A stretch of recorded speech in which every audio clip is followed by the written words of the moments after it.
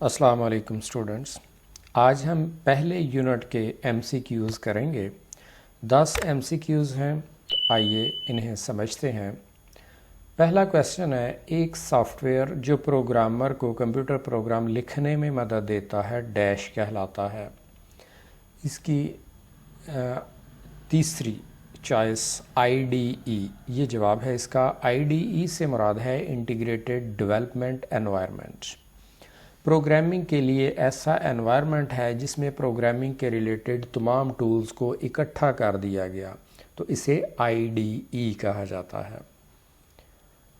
Question 2، dash ایک ایسا soft where ہوتا ہے جو پروگرام کی فائلز کو ایسے کوڈ میں تبدیل کر دیتا ہے جسے مشین سمجھ سکے اور چلا سکے۔ اس کا جواب ہے پہلی آپشن، کمپائلر۔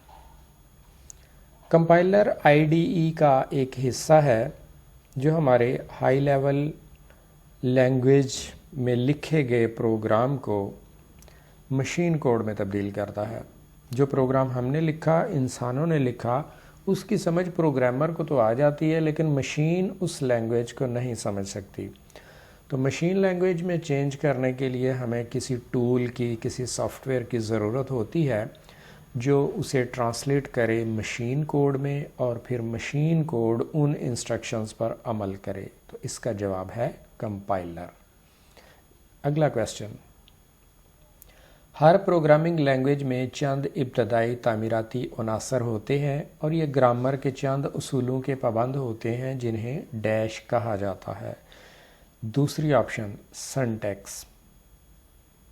جس طرح کسی لینگویج میں ہم نے کچھ لکھنا ہے تو اس لینگویج کے گرامر کے مطابق ہم لکھیں گے، ایسے ہی ہے کہ جب کوئی پروگرام لکھنا ہے تو جس لینگویج میں لکھ رہے ہیں اس لینگویج کی گرامر، اس کے اصولوں کی پابندی کرنا پڑتی ہے، اسے سنٹیکس کہا جاتا ہے۔ نیکسٹ کویسچن، ایسے الفاظ کی فہرست جو پہلے سے ڈیفائنڈ ہیں اور جنہیں پروگرامر اپنے متغیرات کے ناموں کے طور پر استعمال نہیں کر سکتا، ڈیش کہلاتے ہیں۔ اس کا آنسر ہے چوائس نمبر 2، کی ورڈز۔ یہ کی ورڈز ایسے الفاظ ہیں، انہیں ریزروڈ ورڈز بھی کہا جاتا ہے۔ ان کا استعمال پہلے سے طے شدہ ہے، انہیں ہم نہ تو ان کا استعمال تبدیل کر سکتے ہیں اور نہ انہیں متغیرات کے ناموں کے طور پر استعمال کر سکتے ہیں۔ اگلا question, include statements dash section میں لکھی جاتی ہیں۔ اس کا آنسر ہے پہلی choice, header. Include statements header section میں لکھی جاتی ہیں۔ مین سے اوپر ہم ایک، دو یا چند انکلوڈ سٹیٹمنٹس لکھتے ہیں تو مین سے اوپر وہ سیکشن ہیڈر سیکشن کہلاتا ہے۔ اس میں ہم نے ہیڈر فائلز کو انکلوڈ کرنا ہوتا ہے۔ اگلا کویسچن، ڈیش کو سورس کوڈ میں پروگرام کے استعمال کیے ہوئے الگوریدم اور طریقہ کار کی مزید وضاحت کرنے کے لیے استعمال کیا جاتا ہے۔ اس کا آنسر نمبر 3 پر ہے، کومنٹس۔ کومنٹس اصل میں وضاحتی نوٹ ہوتا ہے جو پروگرام کے مختلف جگہوں پر مختلف پوائنٹس کی وضاحت کے لیے استعمال کیا جاتا ہے۔ یہ کومنٹس پروگرامر کے لیے ہیں، انسانوں کے لیے، ہمارے سمجھنے کے لیے، یہ مشین کے لیے نہیں ہے۔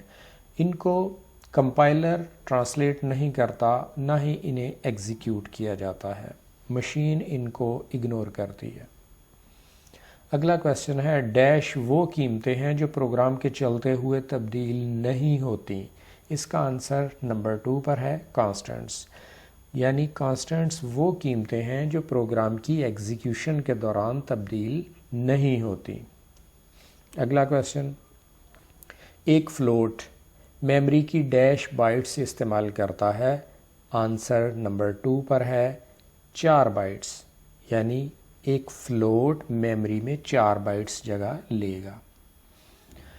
اگلا کویسچن، ایک متغیر کو انیشلائز کرنے کے لیے ہم ڈیش آپریٹر استعمال کرتے ہیں۔ آنسر نمبر 2 پر ہے، ایکول۔ یہاں پر یہ ایکول نہیں ہے بلکہ یہ اسائنمنٹ آپریٹر اسے کہا جائے گا۔ ٹھیک ہو گیا؟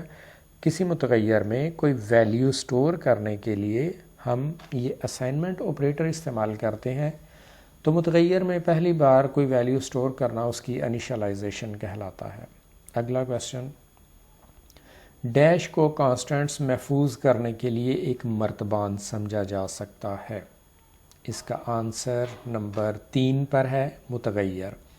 متغیر کو کانسٹنٹس محفوظ کرنے کے لیے ایک مرتبان سمجھا جا سکتا ہے، یعنی متغیر ایک ایسی جگہ ہے، ایسی میموری سپیس ہے۔ اصل میں متغیر میموری سپیس کو دیا گیا نام ہے۔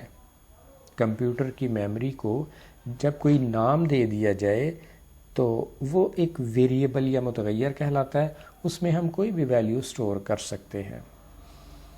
تو یہ تھے آج کے ہمارے ایم سی کیوز، ان کو سمجھیں، اچھی طرح ذہن نشین کر لیں۔ ملتے ہیں اگلی ویڈیو میں، تب تک کے لیے اللہ حافظ۔